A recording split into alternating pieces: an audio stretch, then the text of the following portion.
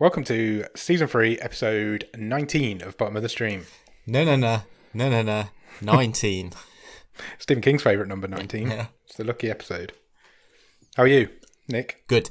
Nick. I'm very good, Adam. I have sealed myself into this sweat box for the next It is boiling in here hour as well. or however long we're going to be here.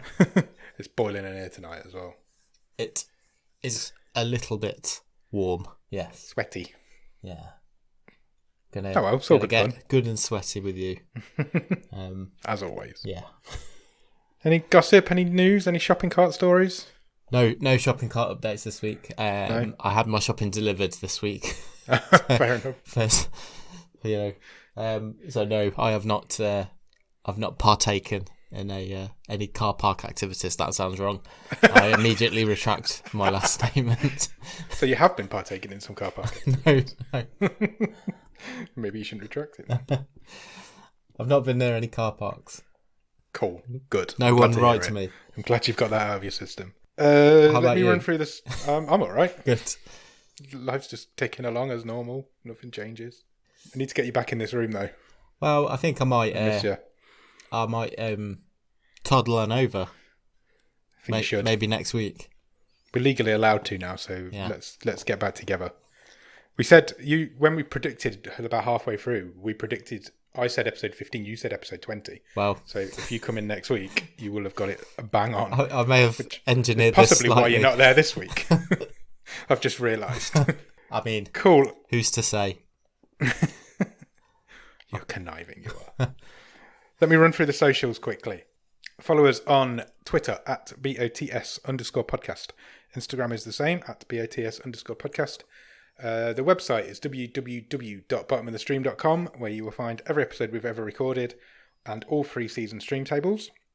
You can also check us out on Patreon if you don't mind. It's patreon.com/bottomofthestream, where you will find some extra bonus episodes, early access to episodes, a newsletter every month, some merch, I said the newsletter. What else do we do? A wild card. You can get a wild card if you come in at a certain level, so you can pick a film that we talk about.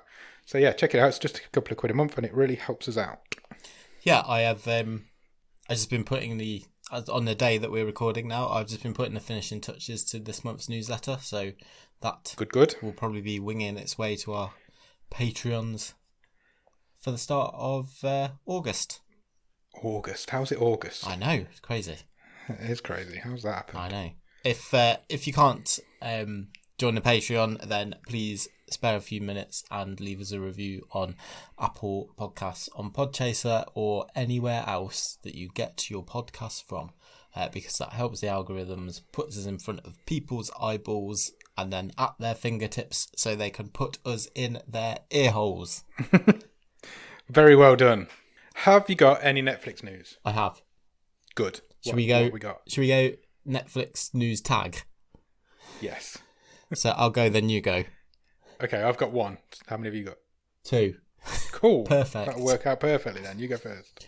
So I wanted to mention, we've talked about this guy a few times as possibly being one of the busiest people in TV, but particularly with Netflix, because he seems to churn out a new show every couple of months, and that is Ryan Murphy.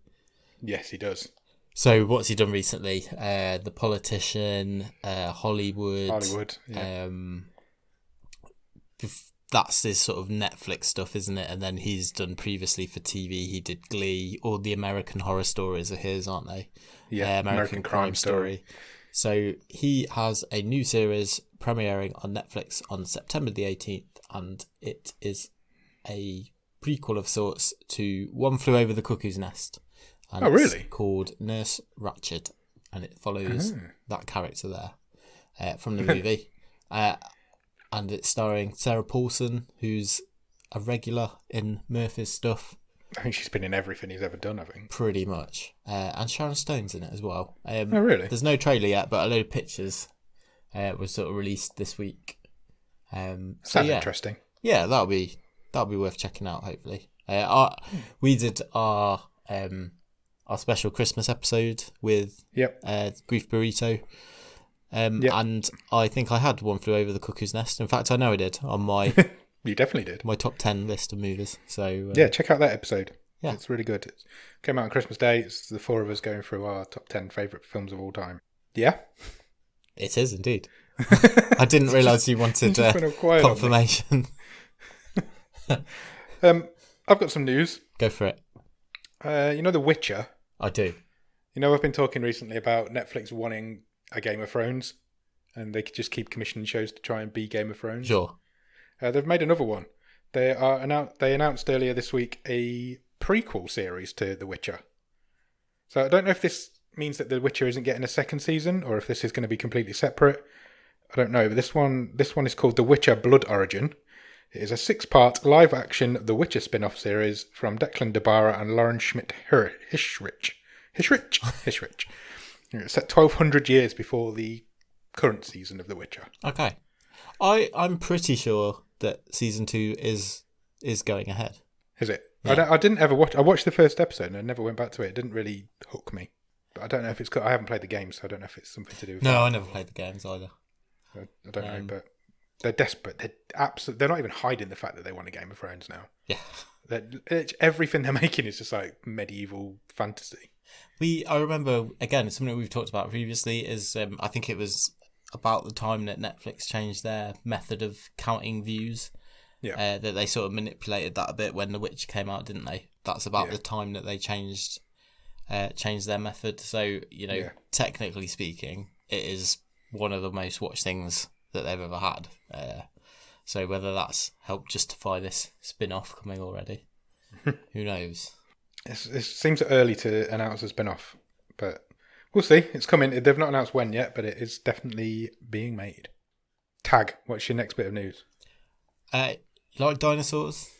I love dinosaurs. You like Jurassic Park? That was in my top 10. It was. In that Christmas episode. So yes, I do. Jurassic World? Yeah, don't mind it. So I have no issue with it. Well, you might want to bookmark September the 18th then, because not only are you getting Nurse Ratched, you're getting a 6-part Jurassic World spin-off. Really? It's an animated series. All right. And it's called Jurassic World Camp Cretaceous.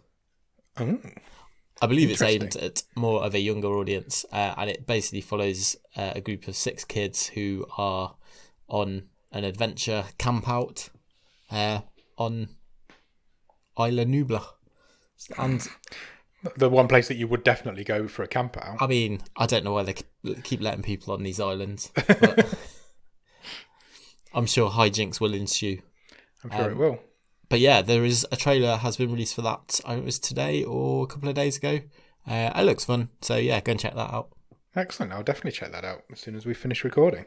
I've got some Emmys news. Do you want that? Cool. Can we do that now? Yes, go for it. Yeah, let's do it now. So the nominations for the Emmys were released on Tuesday of this week, as of recording. Have you seen any of them? I have seen a few, yeah. I've seen a few omissions that were quite yeah, that's on my list to talk about. So this year in total, Netflix were nominated for 160 Emmys, which is the most for any network ever. HBO got 107 and they came second. This is the second time that HBO and Netflix have a bit of an Emmys war.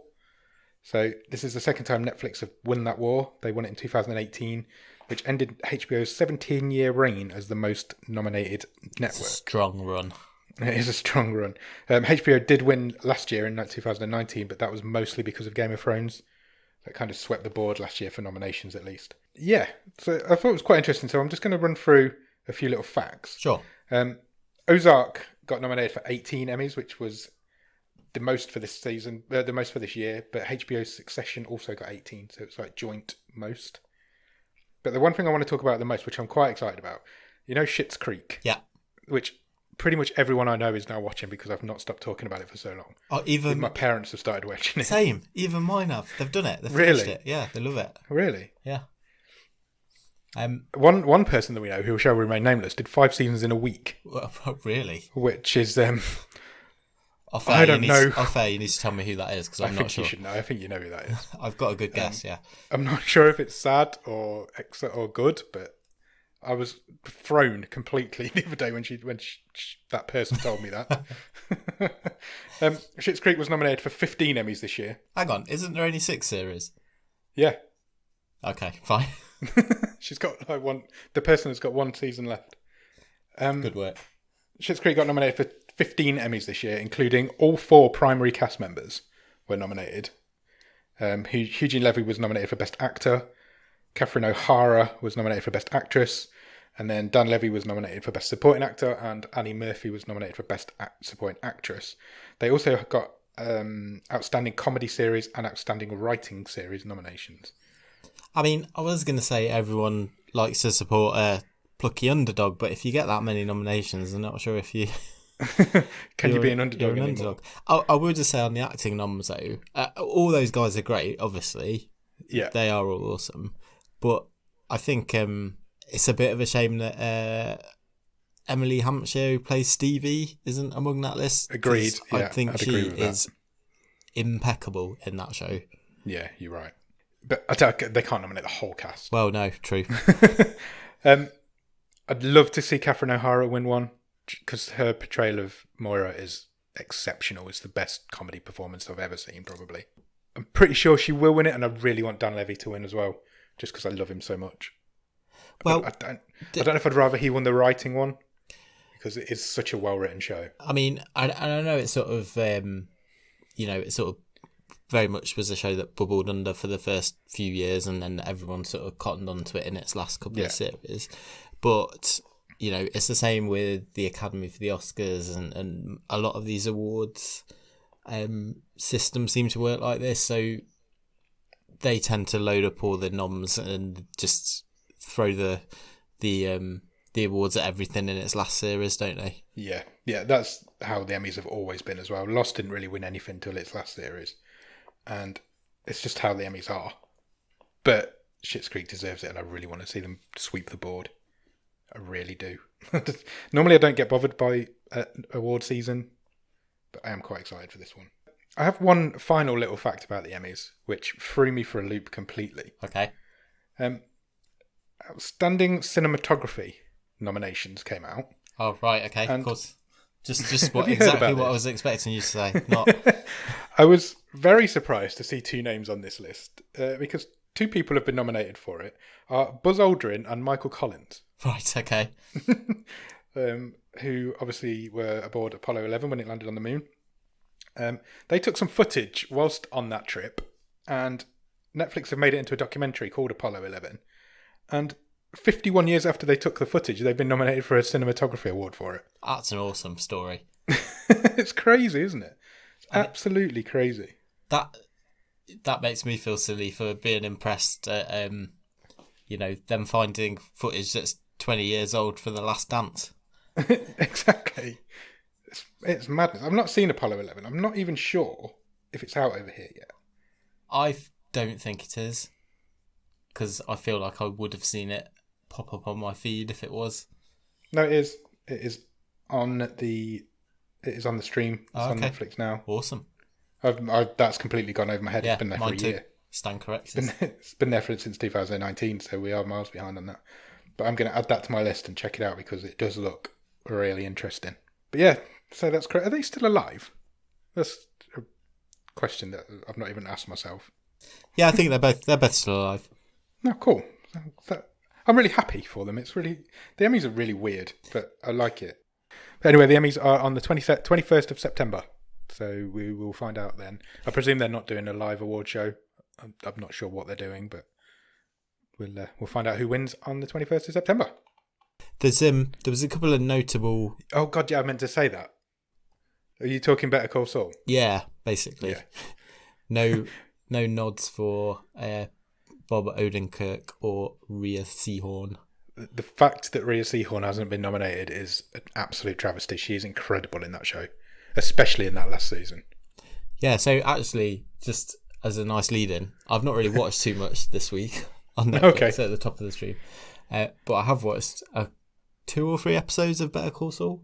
Oh, really? Finally picking it back up, because I've not watched it for a very long time. So I'm still in season 4. Right. But yeah, we've had this conversation before. I absolutely love watching it, but I really have to wind myself up to watch it. Exactly the same as me. That's exactly how I am. I don't look forward to watching it, but I love when I am watching it. That's the best way I can describe it. But she, and especially in the later series, she carries that series and she is amazing. And a lot of people are calling it a snub that she hasn't been nominated. But I don't know for what reason she would be snubbed. No. The show itself has been nominated for Best Drama. Yeah. But neither of the main two characters have been. And it is a bit strange. Yeah, I suppose they can't just throw everything at Netflix, can they? Well, it's not. It's only on Netflix over here. It's yeah, not, that's true. Not in the States. Yeah, I don't know where AMC show it in the States. I think so. Yeah. That's where Breaking Bad was, so I'm assuming that. Don't know. We'll find out on the 21st of September who wins what. Hopefully, good luck to Schitt's Creek because I really want that, especially the writing ones, because it should win Best Writing. There isn't a better written current comedy season out there. It's great. We harp on about it all the time. If you've not watched it, go and watch it because it's just it will make you happy. I could quite happily do a Schitt's Creek podcast. All the shit. That's what I'd call it. Have you been watching anything else? Do you know you've just said you've watched Better Call Saul? Anything else? No, but I've got something that I do want to check out, which has just come to Netflix today. Okay. And that is Transformers series, which I've heard about this. I think it's 6 parts. Right, it's 6 parts, but this is the first part. So the first part is 6 episodes. Then the next part will be 6 episodes. Oh. Yeah, because 6 parts of 6. 3 parts of 6. Because it's what? So it's called the War Maths. for Cybertron trilogy. So each third is 6 episodes long. Right. And the first third's out today. So it's basically a show with 3 seasons. Yeah, basically. They just tried to gloss it up a bit. Yeah. So all 6 have launched today. Yes. First 6 have launched today. Is that what you're saying? Yeah. Oh, cool. I might check that out then. I watched The Old Guard. Oh right, yeah. You know, we briefly mentioned that the other week. Sure. I was at a loose end over the weekend, so I was like, I'll stick that on, and it's actually really good. I shouldn't sound so surprised, but there aren't many good Netflix originals out there.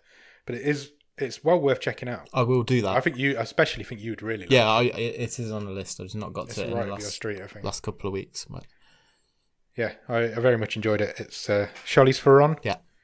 And a few other people. Yeah, it's a good story, and it's an interesting way of telling it as well. I don't have too much planned this weekend, so I might get to it. So I will let you know. I've decided I'm going to start try and watch all of the Stephen King adaptations. Oh, that's brave. It's because I've been listening. I'm going to plug them again. The Kingcast podcast. They don't need me to plug them, but it's a really good podcast if you're into Stephen King, and it's really making me want to watch the movies rather than read the books. Okay, fine. So I watched Cujo the other night. Yeah. I hadn't seen it for years, and it's so good. It's a proper good horror story. So if you've not seen Cujo, check it out. It isn't on anywhere. Oh, it's on Amazon Prime, but I shouldn't say that. But yeah, check it out. They've recently done an episode on the Lawnmower Man. Oh, blimey. I've not seen that. I've never seen that. So that's going to be next on my list, I think. I have seen it. I have not seen it for... that's one of those movies I think I probably saw a bit too young. Didn't understand what the hell was going on. And I've never watched again. So, that'll look interesting now. What? Yeah, I can imagine. This virtual reality at the time. Yeah. This week's episode's on the Tommyknockers, which is without a doubt the worst book Stephen King ever wrote. And without a doubt the worst... everybody says it's the worst adaptation, but I've never seen it, but it is over 3 hours long. It's a mini-series. So, I think you might... not to put a downer on your quest, I'm sure that you'll have a good time, but I think you might struggle to find some of those things. Yeah, a lot of them are going to be hard to find, I think. But I'm on it. I'm going to try and do it. So we'll see. We'll see. I've seen most of them, if not probably all of them. But I don't know. I've got it in my head that I want to do it, so I'm going to do it. Sure. Right. Anything else? That is it for me for news and things. Good. I do have a game to play before we talk about this movie. Excellent. Let's fill this episode because the movie's not going to do a lot. Oh, okay, it's going to be like that, is it? That's a spoiler. Okay, so obviously this week we're talking about a movie called Advantageous, which is a sci-fi movie. Yeah. So I've got a sci-fi based game. So in science fiction movies, you often have some quite strange names, don't you? True. So I have got the names of 5 characters, and you just have to sort of tell me true. Is it a real character in a movie or not? If it's been made up. Okay. Sci-fi or sci-ni? Well, I've called it Okay. science fiction. Yeah. Or science fiction. Okay. I can't really go wrong with that. I've just realised that might not work. It could get quite confusing. Go for it. Let's hit it, see what happens. Okay, so the first one. Yeah. You should call it science fiction or fictional science. Okay, fine. That's a much better idea. It just came to me in a flash of inspiration. The first one is Droopy McCool. Droopy McCool? Yeah. So this is potentially a character in a sci-fi film. That is potentially all of these are, yeah. That's the point of the game. I thought I'd explained it quite You clearly. did, I was just confirming in my own head. Leave me alone. Droopy McCool sounds made up to me. Not having it. So you're saying he is not in Fictional science. Okay. Incorrect. Oh, bad start. Droopy McCool is the horn player in the band in Return of the Jedi. Oh, really? Yeah, in Jabba the Hutt's sail barge. So there you go. Oh, this is going to be a really hard game, isn't it? It could be one of the more difficult ones, yeah. Well, I can't get 5 out of 5 again, so let's just play and see what happens. Okay, so your next one is Strobe Steel. Strobe Steel. That's a cool name. Real. Science fiction. I'm afraid it's fictional science. Wow, let's go for 0 out of 5. I've never done that either, to be fair. I made Strobe Steel up. You made him up? Yeah. I like the name, though. Yeah. Maybe if we ever write a film, we'll use it. Yep, done. Cool. Add him to the universe. Yeah. The bottom of the stream cinematic universe. Yeah, absolutely. So the next one is Cypher Rage. Cypher Rage. That sounds real. That sounds like something from a 90s sci-fi film, I would say. Real. You are correct. It is a bit later. It is Okay. Will Smith's character in After Earth. I've never seen After Earth. Me neither. Is that the one where he's with his kid? Yeah, I think so. And is it an M. Night Shyamalan film? That's probably why I've never seen it. If it is. I think it is. I can't stand that guy. Okay. That is one out of 3. 1 out of 3? Okay. Yeah. The next one is Officer Graham Asspounder. If this is real or not, can he also go into the bottom of the stream? Yeah, I'm sure he can. Yeah. Graham Asspounder. I can spell that if you want. No, well, go on then, just for the fun of it. So it's Greaame. I knew you were going to do that. Graham Asspounder. Real. No, he's fictional science. You've made up Graham Asspounder. It's Officer Graham Asspounder. Thank you very much. I'm putting in a proper Jordan performance in this one. 1 out of 4. Look, you can still get a little bit of respectability. I doubt it. Last one then is Stacker Pentecost. Stacker Pentecost. Genuinely no idea. Real. Correct. I knew you wouldn't have made up 3 of them. That is Who is Idris Stacker Pentecost? Idris Elba's character in Pacific Rim. I haven't seen that either. I think I have. I don't think I saw the second one. I think I've seen the first one. Wow. So what, they get 2 out of 5? Yeah. That's not bad. That's tough. That was the hardest one you've ever done. Yeah. That was the hardest game you've ever done. I found out it's quite But I easy very to much make enjoyed up stupid sci-fi character names. But I quite enjoyed it. Well Good. done. Thank you. No Right, problem. shall we go on and talk about Advantageous? Let's do it.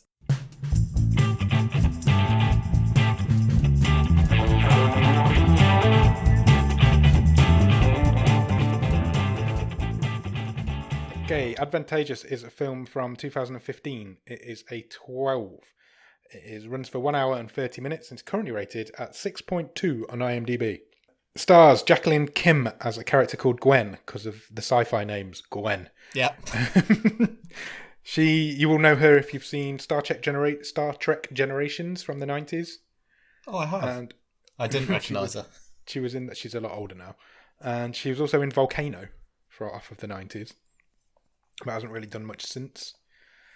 Also stars James Urbaniak, which is a great name. He plays That's actually a real name, not a sci-fi name. But he plays a character called Dave Fisher, which is also not much of a sci-fi name. He's been in a few... I bet you've not seen it. There's a film about Tesla come out earlier this year. I've not seen it, no. No, he's in that. Also stars Freya Adams as Gwen 2.0. She hasn't really been in anything else, including she's not really in this. And also stars Ken Jeong. Jeong? Young. It made me laugh because I watched the community table read. I said I wouldn't talk about community in this episode, and I'm doing it. I watched the community table read episode on Netflix, on YouTube earlier tonight, and they introduced him as Ken Jeong. It really made me laugh. I've not watched that. I must watch that. Yeah, you must watch it. It's good. They did it for at the start of lockdown. Yeah, it's like a table read. Yeah, I was aware of it had happened, but I've not got to it. So, this film is directed by Jennifer Phong, Phong. Pong. It is Pong because it says on her IMDb that it's pronounced Pong. Okay. She's mainly a TV director. She's directed episodes of The Exorcist, Riverdale, Quantico, The Boys, and Agents of S.H.I.E.L.D. most famously. And it was written by her as well, and alongside Jacqueline Kim, who is the main character. They wrote it together. Nice. Do you have a one-word review of Advantageous? Yeah, sterile. Yep. In more ways than one, which will become clear. Before we start, this is the least amount of notes I've ever written on a film. Yeah, that is interesting, because I think I've written no less than usually, possibly even a little bit more. Really? I've barely got anything. I've got 7 pages, and I usually have about between 10 and 14. I'd be quite interested to talk about this, because I felt there was a lot happening and not a lot happening at the same time. There was a whole lot of nothing going on. But there's some fairly meaty themes to this.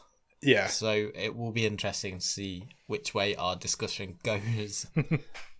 Where does this film start, Nicholas? We see a mother and daughter singing. Yes. Some sort of nursery rhyme is kind of what I presumed. Yeah, I think you're right. I think it was. And then we see the mother, who we quickly learn is Gwen, sort of walking around practicing a speech. Yeah. And she is practicing it in English and French. Yeah, she's kind of multilingual, isn't she? She is, yeah. We cut then to a couple of, or 2 or 3 girls, and they're kind of playing in the street. They're playing like a guessing game. I didn't really understand what they were doing. They were trying to guess something. I didn't really get what they were doing. They were guessing like a person or a character or something. Yeah, they were giving clues, weren't they, and trying to guess it. Suddenly, like a airship flies over their heads, and we cut to a long shot of like a city, futuristic city. Yeah. So you can tell this is set in the near but not too distant future, yeah, I guess. That's fair. They don't really say when, do they? But no, it's very dense, isn't it? There's a lot of sort of electronics, advertising boards and stuff. Yeah. Like you say, You've seen this sort of there's thing like before. drone type things flying around. Yeah, you've seen it before. All these sci-fi films have it, don't they? One of the signs that they walk past is kind of showing that there's a lottery about to happen to get a place at school, basically. So we're quickly starting to learn that there's not enough education to go around, basically. Basically, yeah. And the same with jobs as well. Yeah. We cut back to Gwen. She's walking down the street. She's on, I want to say a telephone call, but it isn't really a telephone, is it? It's just like an in-ear implant that they all have. It's kind of like, just like they've got a little like doofer they put in their ear, haven't they? Yeah, like a little Bluetooth headset type of thing, but smaller. She's on a call with a man who it later turns out is her boss, or at least the owner of the company that she works for. They're having quite a heated disagreement in the street, I guess. He's also watching her at the same time. Yeah, he's got some sort of weird camera system. It's all on either... Well, I'd put CCTV, but I always think it's probably a combination of these like little drones flying around. Drones, yeah. So Big Brother's always watching type thing. Yeah, she can't see him, but he can see her. And eventually she puts the phone down on him because she meets up with her daughter. Like the two like kind of walk into each other, don't they? Yeah. And meet up. She's come to pick her up. The daughter's called Jules, and she quite quickly gets a letter to say that she's not been accepted into a college that she's applied for. So straight away they're having this chat in the park, and like I talked about this, there's some quite big themes in this, and the first time basically we really meet Jules, apart from playing this guessing game with her friends, is that she's sort of unloading a load of worries onto her mother, isn't she? So she's, how old would you say she is? Sort of 13, 14? 13, yeah, I would have said 13, 14. And she sort of goes straight in there, doesn't she, with like, I feel I'm under pressure, I've got to perform to get into the school, and then I need to think about having kids because not many women in this near future produce any eggs past the age of 20. Yeah. So we're in quite a dark place to start with. Yeah, it starts off pretty dark. It gets darker. It's a pretty dark film, isn't it? Yeah. But as we go through it, we'll kind of interrupt ourselves and go through it as we always do. It turns out that Gwen works for a company that does non-invasive cosmetic surgery. Now, I would argue that it is quite invasive when we find out what it is later on. I mean, I would say it's pretty much the definition of invasive, to be honest. Me too, but they do describe it as non-invasive cosmetic surgery. I mean, you don't get sliced open, but... No, that's true. There are other ways you can be invaded. It turns out Gwen's practicing... The speech that Gwen was practicing earlier was she's already like the face of the company, or the face of the centre of the media presence, She's I guess. the spokeswoman, basically. Yeah. But they've decided they want somebody younger. That comes out quite early on, doesn't it? They want someone younger, and there's no sort of easy way to put this. They want someone who is more racially ambiguous. Yeah. Because Gwen is an Asian lady, and the place that she works for, this Centre for Advanced Health and Living, wants someone to appeal to as wide a range of people as possible. Why they can't just have different people, I don't know. But this is the sort of dystopia that this film's set in. Yeah.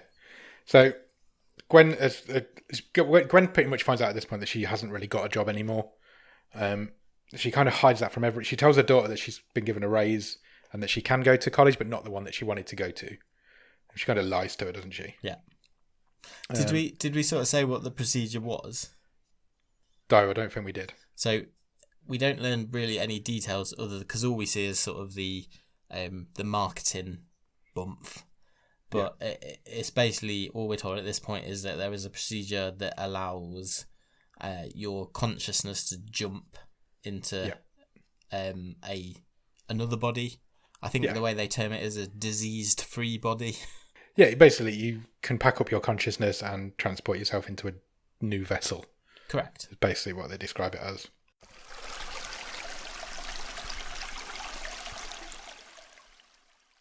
Gwen gets a phone call at this point telling her that she's like I want to say like a personal assistant, but it's like a smart assistant. It's not real. Yeah.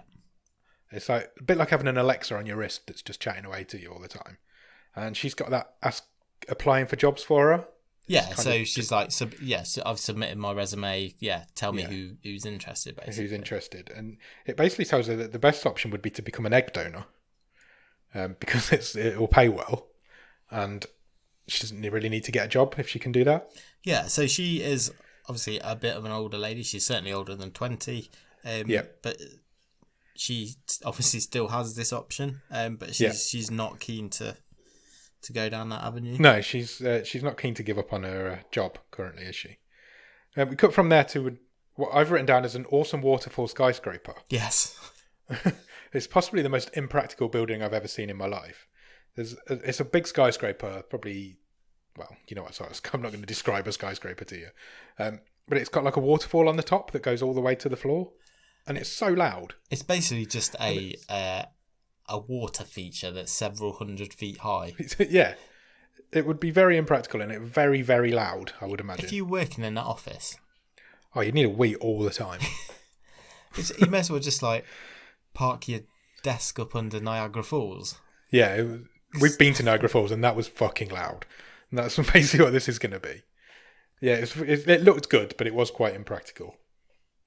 As she tries to get in, she can't get in the door because her ID has been deleted. Yeah.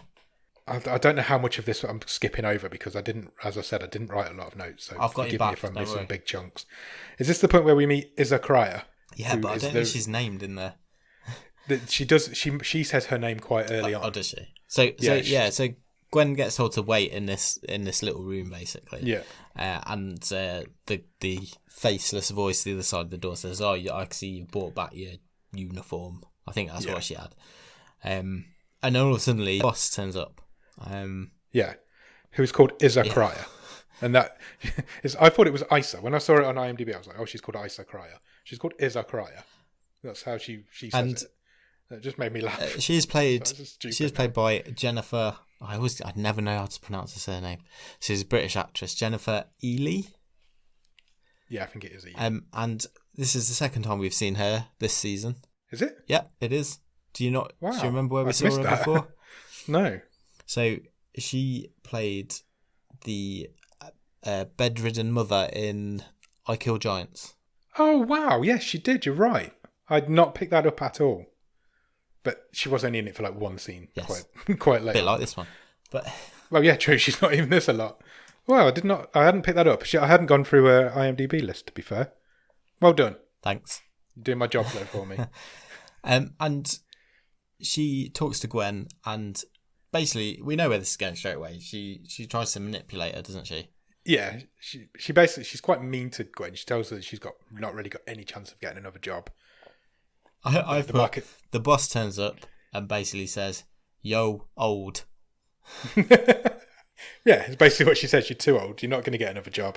The market's completely saturated by younger people. If you leave us now, which you are doing, you will be washed up. Yeah. Basically, is what she says. She's quite horrible to her. So she's planting the seed for something, isn't it? And I think we know where this is going straight away. Yeah, definitely. As Gwen leaves, she gets another call from her personal assistant person thing. It tells her that somebody's raised a flag on her resume. Somebody's questioning one of the facts on there. Yeah, they called it. This is so like I can actually. It made me chuckle a bit because I can actually imagine this being corporate speak. They called it a counter endorsement, which was preventing. Preventing her resume sort of from going anywhere really. Yeah. And I thought this exchange was really weird because it kind of the light bulb goes off for Gwen that this personal assistant she's talking to isn't a person. Is a person. No, it isn't. Isn't a person. She knew that, didn't she? Yeah, but then she has this conversation about like, oh, are you not real? Are you automated? Yeah. Well, I just thought he was all the way along. I thought she asked it if it was human, and it turned into a right dick. Yeah, because it's like, what is the definition of human? Human, yeah. So I figured that it probably was a human, and she I thought didn't realise that it was. Either way, it was really confusing. It was, because obviously we've interpreted that completely opposite to each other. I thought that she thought it was a smart assistant, and then realises that it's a human. But you've gone the other way. Yeah, I have, yeah. Well, either way, it was being a proper dick to her. Yeah, it was. It was. And she's broke, basically. She's not got much money left. What she does do is she goes to this, like, I've written, weird futuristic bedroom hotel type thingy. And she checks herself in, and it's just a concrete room with a bed in it. Yeah, it's got a nice carpet. Yeah, but there's not a lot. There's not a lot else. It's like a wardrobe, basically. It's the size of a wardrobe. She can't even lie out like flat. Fully. Yeah, flat out. She takes her shoes off. The guy at the door is like, "Do you want any company?" Which is a bit weird. And she's like, "No." And she just goes and lies on the floor for a bit. Yeah, nothing else happens in there, and it never gets referenced again. So what I think this was, we talked about like the CCTV and the drones. I kind of got that this was like a business that you can then go and rent this space for a few hours just to be not spied on, basically. Plugged into the system, yeah. She just needed some time away on her own, didn't she? But this is like a 30-second thing. I've gleaned that. That's not It's a completely unnecessary scene, Yeah. is what it is. It's just out of nowhere and doesn't progress the story at all. Because in the very next scene, earlier on in the film that we've kind of missed out, she spotted a homeless girl that lived in a bush. Yes. Yeah, so she goes back to this bush and she gives her some food. She was sleeping in a flower bed, wasn't she? Yeah, and bush girl. So she leaves her some food and a bottle of water. Again, we never see her again either. No. After that, so I think that's Gwen. That's just them showing you that Gwen has still got a heart, I guess, and she's still. It is. It's also showing. She's still human. It is also showing that in this dystopia there is a clear divide.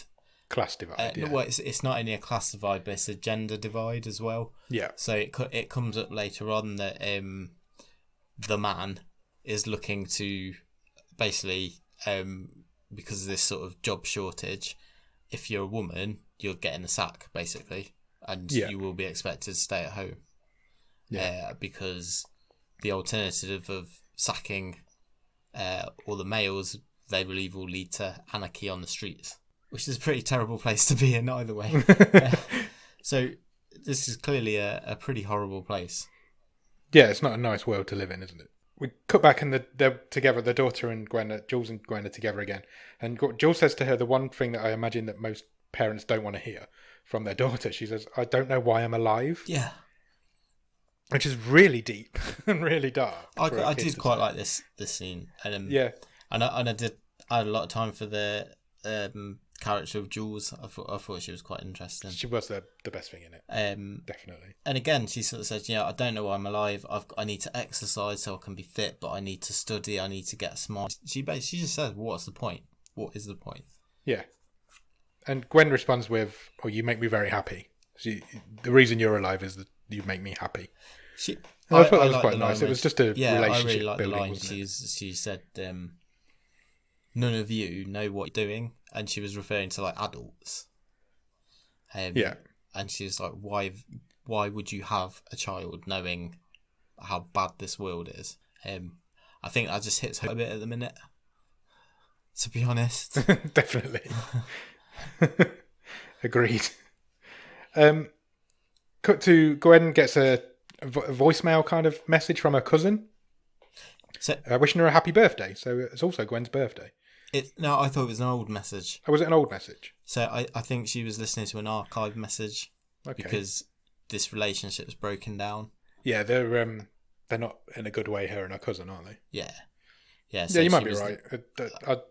I weren't looking into it that deeply, obviously. From that, nothing really comes of that. And then from there, Gwen meets up with some ladies. Now, I've written friends, but I'm not sure they were her friends. No, so these are other mothers. I thought I've written others. I've written a bit further down there are daughter's friends' parents. I don't know if that's right. So they're the mothers of other people who... The other mothers. Kids. Yeah, mother others. who are trying to get into this school. Yeah. And they say that they've got this group to mix, in inverted commas, proper kids.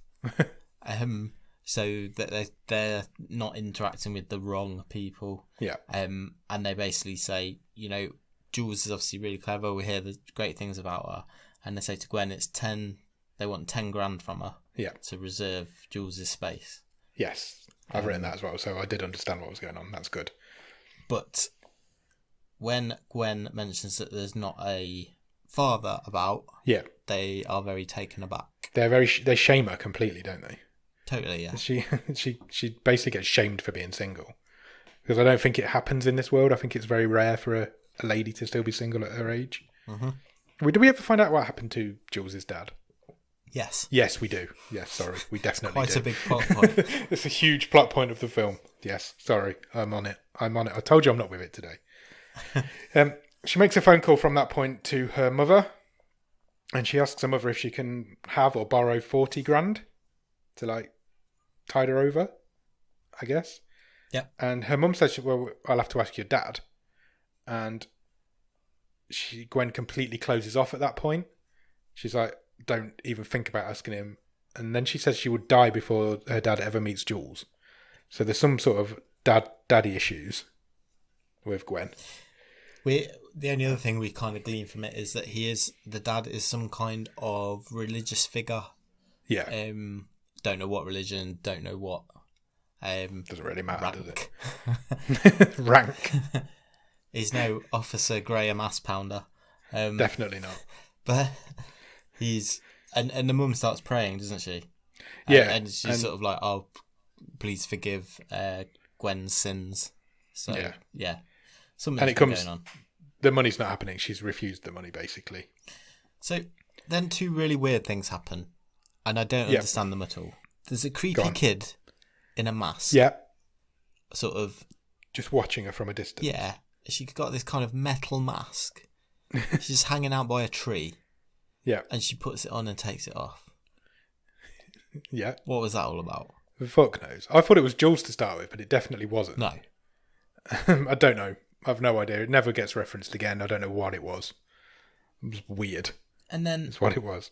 What's with these scenes just lately of films that we're watching where just have random weird scenes in that don't reference anything. Connect it. We're getting a lot of them just lately. Anything else that happened in this movie? No, I couldn't. And then there's a small explosion high up on one of these buildings, which happens a few times in this movie. Sorry. Because it will they'll be walking through the city and the windows will shake. What's that all about? Yeah. Don't know. Again, never referenced. Nobody ever mentioned it. At first I thought it was the... I think it's just... the advanced living place. And they're experimenting on this procedure. And something has gone wrong. But it wasn't even necessarily that building. Yeah. It wasn't that building. It was just random. So I don't know who building. Was getting exploded. Or why. It happened about 3 times. Or by what. It did. I'm none the wiser. Don't really even care. She has a meeting with Fisher at this point, Dave Fisher, and she basically asks him outright if she's too old. And then she says to him, will you put me in a younger body? Which that would make... Because he knows that she's the ideal candidate for the way that they want to portray the company. She is the ideal spokesperson. So in terms of her manner and her performance, Yeah, her ability to do it. But she's just too old. So she says to him, if I'm in the younger body, that would make me the ideal candidate.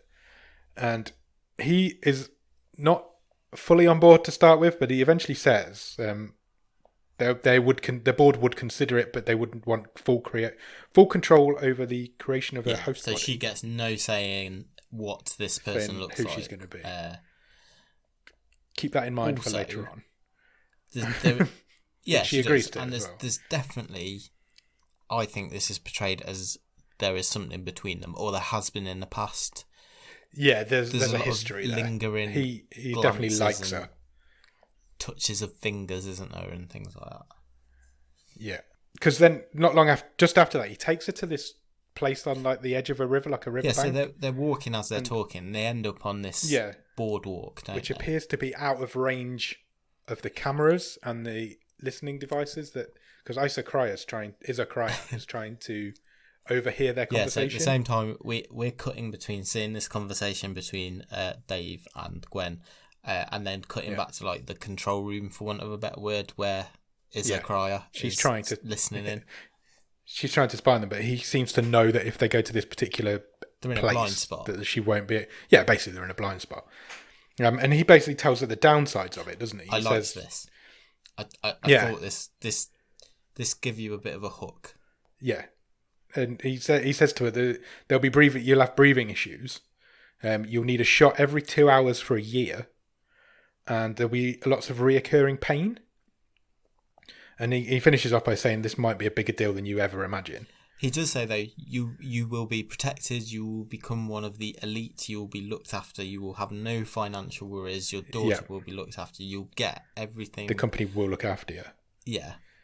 But then he basically starts to warn her off, doesn't he? Yeah. He sort of says, I don't have exactly what he said, but he starts to say, I don't think you should do this. But then we cut back to seeing it from the control room. Yeah. And we don't hear what he says. Yeah. And I really like that. The last thing we hear him say is, this might be a bigger deal than you imagine. Then it cuts out, and then he comes back with, please don't do this. Yeah. It is his final line to her. Gwen says, I've got no choice, I've got to do this, but can I have till after Christmas? Can I have my last Christmas with Jules in this body, I guess? Yeah.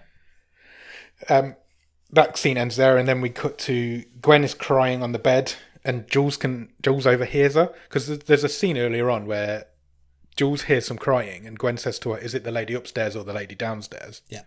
And so Jules instantly this time listens to the floor and the ceiling, and then figures out that it's actually a mum in the next room that's crying. Yeah. And they have a bit of a conversation, and Gwen sort of says to her, "What would you change about me if you could change anything?" This is basically the point where Gwen says to Jules, "I'm going to change my appearance for work. It's basically just telling her what she's going to do." Yeah, and whether it's because Jules is not the most socially adjusted, or it's the effects of this world in general. Yeah, she's not that bothered. She's completely nonplussed by it. She's kind of like, if you've got to do it to get your raise and get me to school, yeah, go for it. Just do it. Yeah, she's completely not nonplussed by it.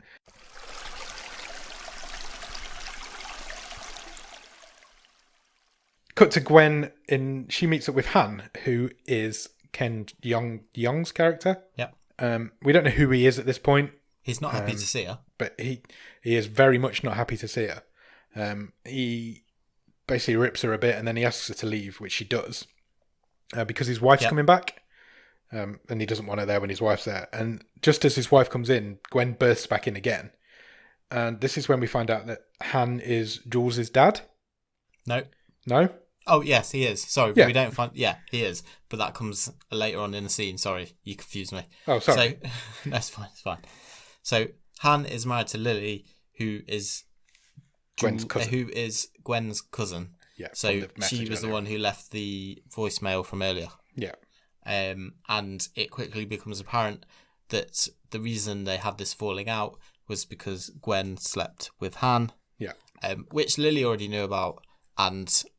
Lily was kind of like, "Oh, I'm open to making up, but I miss you," because obviously they were close beforehand. Yeah. But then Gwen reveals that not only did they have this affair, but from the affair was born Jules. And that is news to both of them. So they didn't know about her. This is where I was a bit confused. They didn't know about her. Okay. That's what I took from it. Yeah. Yeah, I think you're right. I've written down that they didn't know, but I wasn't sure. I've written down, okay, Lily's Gwen's cousin as well. So Lily's Gwen's cousin, Han's her husband, and Han is also the father of Jules. Although he's only just found this news out.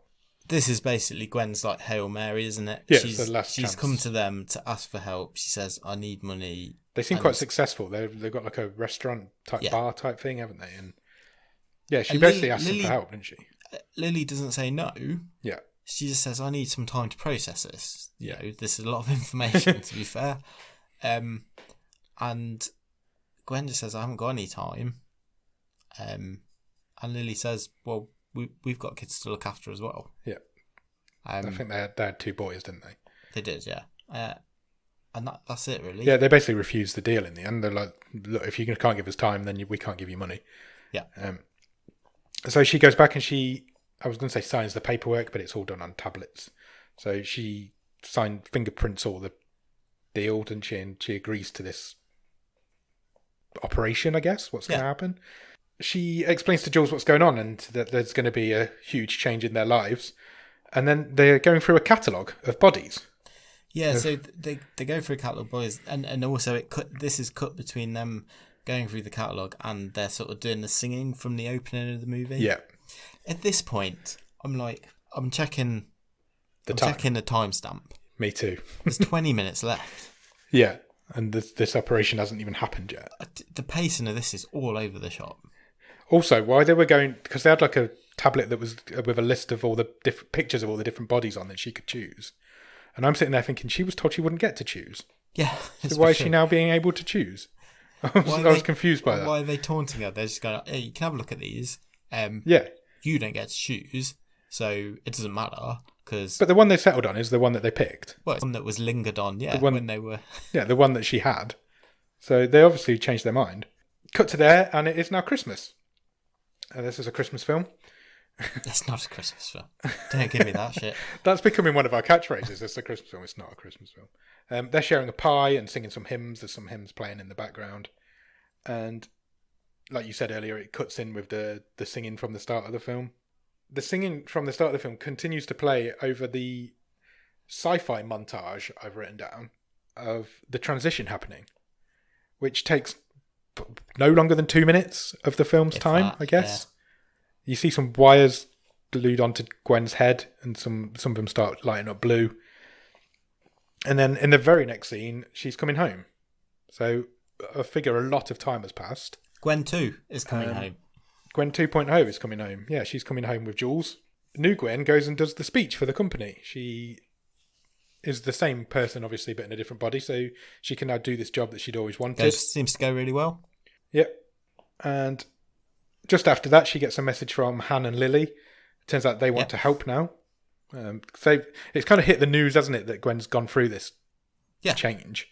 Because is she the first one that's ever done it? Or just like a test subject? It's in the speech that she gives, isn't it? She's selling this procedure, and she's selling this the new hook product. of it is, and I can vouch for it because here's my old face, and here I am now. It's quite the selling point. So she is becoming a famous person, basically. We then cut and which prompts Han and Lily to decide they want to help her. But they hadn't.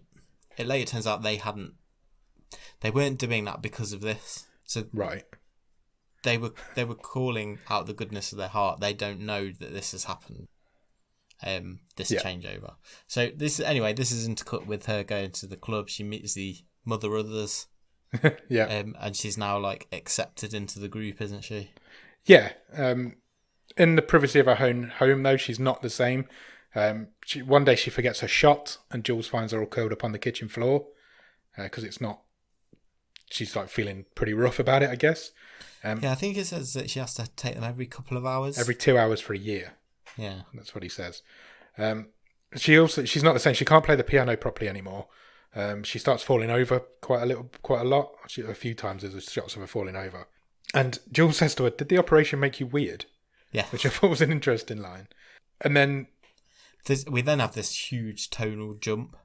Completely. And it's just, it moves far too fast. So we go from that sort of, does this operation make you weird? So the next scene, they have an argument in the kitchen, and Jules just, "Where's my mother? You're not her." Yeah. And they end up sort of coming to blows. Yeah, they have a fight. I just think it is really it happens well so edited you're right. or directed. No, agreed. I think it's supposed to tell us time has passed. Yeah. But it's not well done. No, it's not. It's really jarring. I don't like it when a film tells you, or like I've said this before, like 6 years later comes up on the screen or whatever. But this film doesn't even attempt to tell you. It doesn't do anything to tell you when time's passing. And I figure a lot of time passes during the duration of this film. But I've no idea. Just give me a few like establishing shots. Yeah, give me something. Yeah. It's not difficult. It's a happy medium, isn't there? Yeah, absolutely. Just after the fight, Gwen calls Fisher, Dave, and tells her that she regrets her decision, basically, and that she needs to take a break from Jules a little bit. And again, it lurches too fast because we've seen them have one argument. Yeah. And she's now gone back to the corporation and said, "Can you take her off me or separate us?" Because she hates me, basically. Yeah. Fisher agrees to meet her, and he meets her back where they met earlier on. Yeah. And we get a bit of a flashback to the bit that we missed.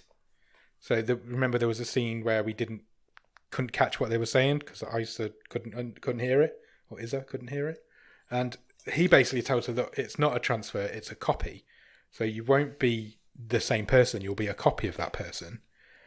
But the old body can't handle it and will die. The younger body can handle it and will be fine, but the older body can't handle it. So basically she's going to die, and it's basically cloning. She's going to be cloned into another body. Yeah, he says she will die. Your brain has been cloned. It's not a transplant. Yeah. So Gwen 1 is dead, basically. Basically, yeah, and she's just got this new Gwen has just got the memories and the personality, I guess. Yeah, but she's not been able to make that connection with the daughter. No. So Gwen 1 agrees and says that Jules can never find out. And Dave admits to Gwen 2 now that he excluded that memory from the transfer. So she doesn't remember that conversation happening. Yeah. Gwen 2 doesn't. It all gets a little bit convoluted. Gwen 2 asks Dave and Isa, because I think she meets Isa. Yeah. If she used to be someone else. And I think that's a really interesting question that is not then touched on at all. Yeah. So who was Gwen 2 before she was Gwen 2? Yeah, exactly. I think that's a really interesting story. And you could almost have had a different film, a longer film, maybe a better film, where you're seeing both sides of those stories concurrently. Of Gwen 1 coming to her decision and whatever happens to her to become this test subject. Yeah, you're right. We're coming right up to the end of the film now because all this happens in the last 10 minutes. Isa Cryer meets up with her and she tells her that sales are through the roof now. It's happened. A lot of people are going through this. Jules asks Gwen 2 if she killed her mum, and Gwen 2 kind of stops. She kind of gives up and she stops taking the meds. So she kind of just collapses onto the bed.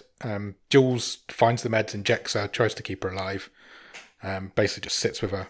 Gwen 2 meets up with Lily. Or does she call Lily or meet up with Lily? She tells her what she's done.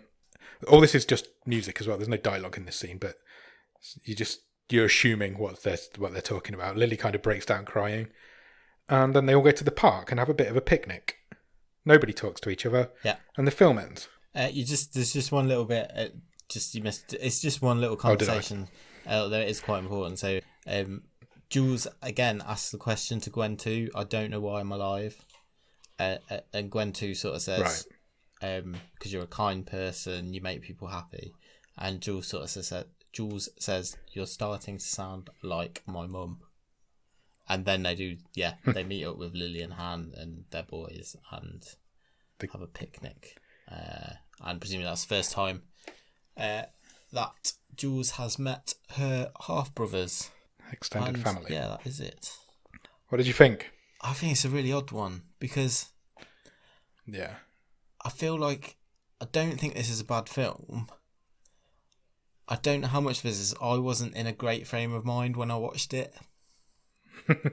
So I'm loath to say it's a bad film because I think there's some really neat ideas. I'm perfectly comfortable saying, however, that the pacing is all over the shop. And we get an hour of Gwen's dilemma and setting up this world. We literally get 20 minutes with Gwen 2, and we don't get any of the emotional beats of like Gwen saying goodbye to Jules. We don't know anything about Gwen 2. How did this body get into this position? I was quite frustrated actually by it. Yeah, agreed. All that together, though, does that not make it a bad film? Just the fact that the pacing's all over the place, the story's poor, the directing's poor. There's not really a story there. It's a body swap story that's not really told. I would be happy to call it a bad film. Yeah, but I didn't enjoy it. That's what I'm saying. I think there's some really interesting ideas and themes here, but it bottled all of it. I wanted more. Yeah, it did bottle it. Yeah, that's a really good way of putting it. Bottled all of it. There's a good idea there, but the film is not. The idea is not realised in this film. I think it's a bad film. I was glad to see it over. When there was 20 minutes left and she still hadn't transitioned, I was like, is this even going to happen? Is this just the story of this woman thinking, well, I might do this, and then we don't even get to see whether she does do it or not? And then when it does happen, you're like, well, I've got like 15 minutes left now. I can't develop a relationship with this new Gwen, and all she does is just not take her meds. It's just, it was pointless. The whole dilemma was pointless because there was no payoff. There's a better film in here. Yeah. With more time and money. Maybe. I could not get on board with it at all. I did not enjoy I will say that it for a 90-minute film, it did feel a lot longer. It really did. I think I texted you during when you were watching it and said, "This is the longest 90 minutes of my life."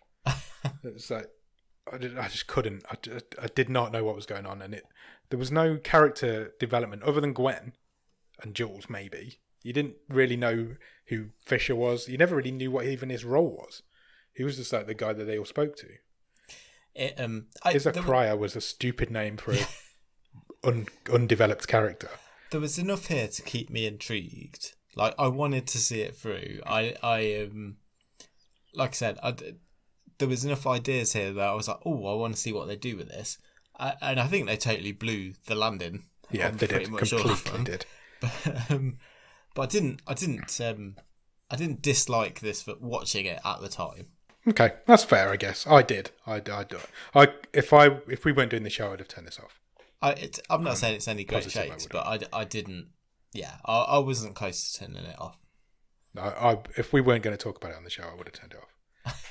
Maybe you should have done that. That would have made it for interesting view. One week we'll do. One of us will do it. I could have just made anything up.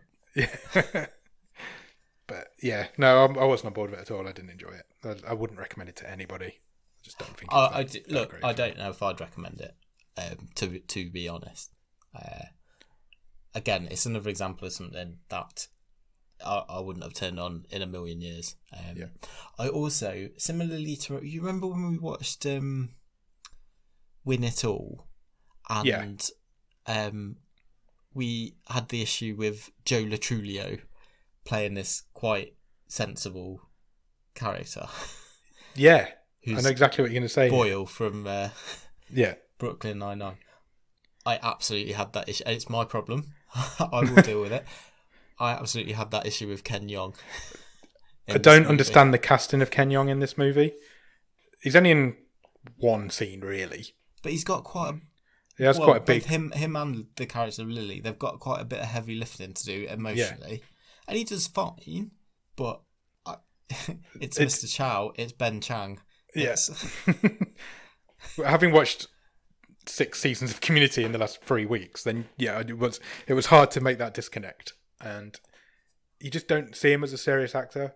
I've got no issue with him being a serious actor. It just seems a strange... like I say, he did quite well in this movie. Yeah, he did. It just seems a strange casting choice to have somebody like that in such a small but heavy role. It was almost done for I don't know whether it was done as a selling point. Yeah. Ken Jeong's in this. Yeah, possibly. I don't want to... I feel mean saying that, but 2015 was kind of his peak, wasn't it? I think... I quite liked, I don't mean I liked what this world was, but I quite liked this universe that they were building in this short time. Yeah. I think there's a lot of interesting stories you could tell within that. Yeah. You know, I didn't get as much female empowerment out of this as I thought I would. No, considering there's only 2 men in it. And it was written and directed by females as well. I think there's probably a real good that sort of story you could tell in this world. Yeah. Whether that's what happens next to Gwen or other people, but as a female uprising, I think there's some real potential in this world, but this movie doesn't tell that. No, not at all. Do you have a trivia question? Sure. How many have you got? I think I've got 2. Hang on. I've only got 1. Let me check. Okay, you can go first. Sure? Yeah. I have got 2. Okay. At Christmas, there is a very famous Christmas song playing during that scene. Which Christmas song was playing? Definitely should have remembered this. How many Christmas songs can there be? It was a traditional Christmas song, shall we say? Is it? We wish you a Merry Christmas. Does that not feel a little bit upbeat for this film? It was not, no. What was it? It was O Come All Ye Faithful. Oh, was it? Okay. So that's still 8-7. Right. So you've got the chance to equalise. I've got the chance to equalise. But I don't feel like I'm going to because I didn't pay a lot of attention. So when Gwen is talking to her possibly human, possibly not human personal assistant, and she asks for her account balance. Oh my God. Can you tell me what is her account balance? Was it in dollars, or there was one scene where there was units were mentioned? It was in units, yeah. Yeah. How many units does she have left? A number has jumped into my head. No, I don't know why, so I'm just going to say it and see what happens. Was it 472? Do you know what? You've got almost the right numbers. But in the wrong order. You have not got them in the wrong order. You're about 300 out. Okay. It's, what was it? 743. Oh, I was really close. I knew... Oh, that's a lot closer than I thought it would be. So, yeah. Wow. You're not... I'll take that. Yeah. It's a noble effort. Thanks. So we'll stick at 8-7. Yeah. Wow. It's getting tight. We're in episode 20 next week. Only 6 more left in this season. It was close. It was close last year. It came to the last. Was it maybe the penultimate episode? It came down to. Yeah, I think you won it in like the last but one episode. I think. There you go. Cool. Trivia Wars. Shall we talk stream table? Yeah, let's do it.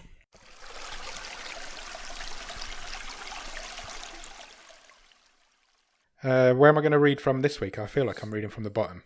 Yeah, I mean, go from the bottom. I probably wouldn't have it rock bottom, but it's probably. I know exactly where I think it goes in this one. So take the lead. Currently in 18th is Deadly Detention, and 17th is Thoroughbreds, 16th is Holidays, 15th is Acts of Vengeance, 14 is Ark, 13 is Tau. I don't think I need to go any higher than that. Do I? Go a couple higher.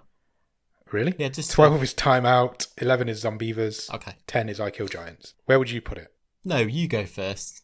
Okay. I'm interested for you to place it, and then I will argue for you me, up or down. For me, it is just slightly better than Thoroughbreds. Okay, what's above that again? Holidays. What's above that? And then Acts of Vengeance. I didn't enjoy this as much as Acts of Vengeance. I think I enjoyed it more than Holidays. So you'd have it above Holidays? Yeah. I personally would have it just below Holidays, just because Holidays was garbage, but there was a couple of good stories in there, and we will always have the memory of that Easter Bunny. Easter Bunny Jesus. I got more out of this than that. I didn't, but I feel like I do owe you a couple. I have for a while now. You do. I personally, I think Holidays is better. I think they're both garbage. Don't get me wrong, but if I was going to pick one to watch again, I would pick Holidays personally. But I'm happy if you want to put it above it. Yeah. Yeah. Yeah. Let's put it there. Holidays. No, it's not called Holidays. It's called Advantageous, and it goes into 16th. Okay. I think. Yeah. Cool. That's where it belongs. It doesn't belong any higher than that. It's not as good as Acts of Vengeance. Cool. It's shit. Should we pick next week's film? Well, I mean, look, it wasn't great. I think there were some weird ideas in there that weren't expanded on enough. I want to point out again, I wasn't in the best frame of mind when I watched it. When you just had a bit of a crap day. But yeah, that's fair. But I still think that's pretty fair. But a film can change that. Yeah. If you watch a good film can change your opinion on your day. Sure. And this one will not do that. If you'd have watched something good, like Fast Colour, or whatever's number one that's gone out of my mind, Super Dark Times, you probably would have had a better day. That's fair. Shit, it's shit. Right. Should we pick next week's film? Yeah. Shall I run the randomizer then? No, I'm going to save you a job. You're going to what? I'm going to save you a job. Okay. So I've not played my wild card yet, so I'm going to play my wild card. Wild card. Excellent. That's exciting. This is the last wild card of the season. Yes, it is. Me and the 2 Patreons have already played theirs. Well, what we got, Nick? I'm coming for the title. I want the best film Top of the wild cards. Who's got that currently? Me? What, in the current table? Yeah. I think that's Mr. Jordan Shenton. It's Jordan. It is Mr. Jordan Shenton with I Kill Giants at number 10. So you've got to get a top 10 film if you're going to do it. Sure. So what are you picking for us? I want to do something we've not done before. Good. I wouldn't want to do a film we've already done. I mean in a sort of a genre and a... okay. There are many genres. A medium we've not done before. Even more exciting. Let's do an animated film. No way. Oh, exciting. Yeah.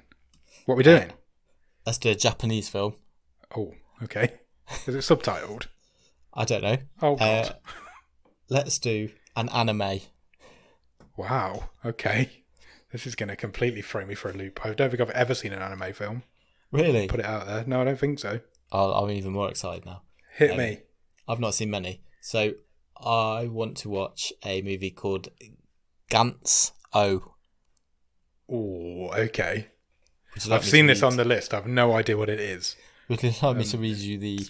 Yes, please. It's been on the long list for a while, hasn't it? Okay, so the blurb.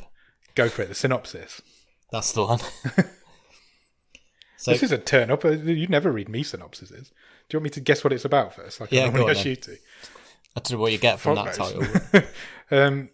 I guess if it's a Japanese anime, it's going to be about monsters and superheroes.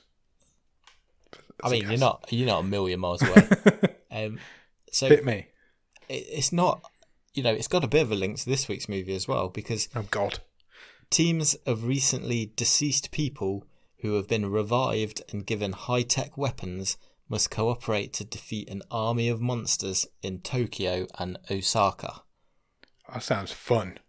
I'm excited. It's from 2016, and that is what we are watching for next week. Excellent. Is it Gantz O or Gantz Zero? I believe it's O, because I think it's set in Osaka. Okay, cool. Exciting. I'm looking forward to that. That'll be fun. Are we going to do it back together again as well then?